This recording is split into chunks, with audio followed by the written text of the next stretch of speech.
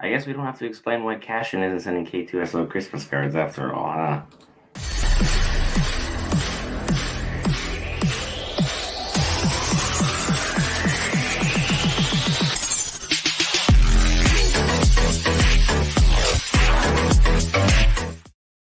Hey guys, Brent here for Geek Variants. We're on day 26 of our 30-day video challenge. If you are new to the channel and want to give us a friendly boost, be sure to hit that lovely subscribe button or the thumbs up icon on your way out of the video. That being said, let's let the games begin. Andor, episode 7. We're going to talk a little bit about things that are coming into play here.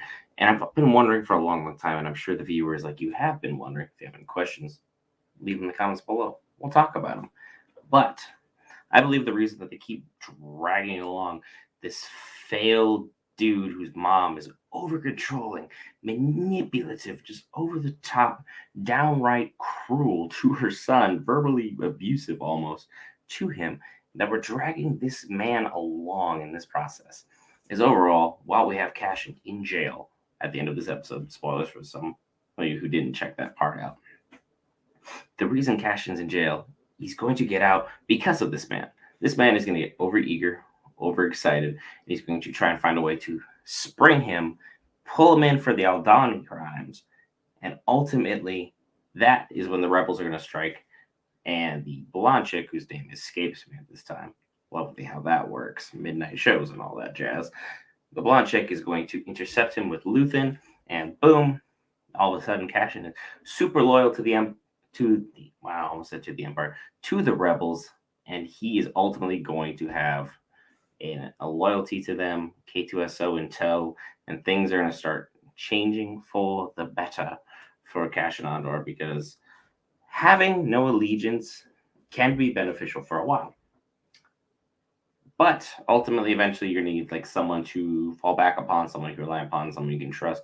Otherwise, you're always constantly looking over your shoulder and wondering how many mess ups are you going to have in one video, like this guy right here.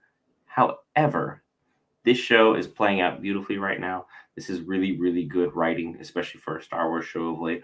A lot of them have been relying upon cameos, little big nappy moments, things of shock and awe that'll draw you in because Darth Vader is attached to it, or the Emperor, or Luke.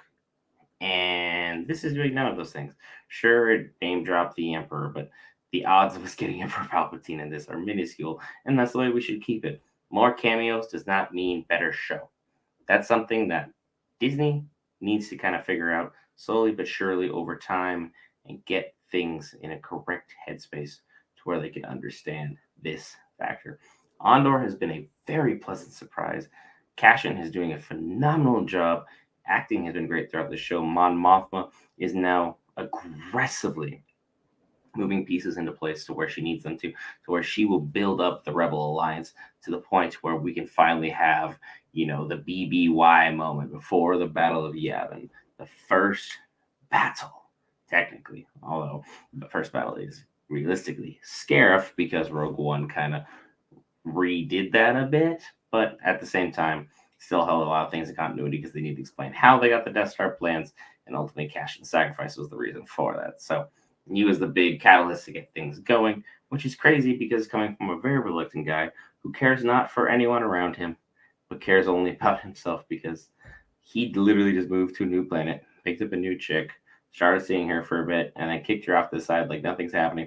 And now he's spending up to 6 years in prison, which will ultimately get bailed out by this dork of a dude whose mom is very, very overprotective, overzealous, and he's going to get in over his head and cause our boy to be free, which will be amazing.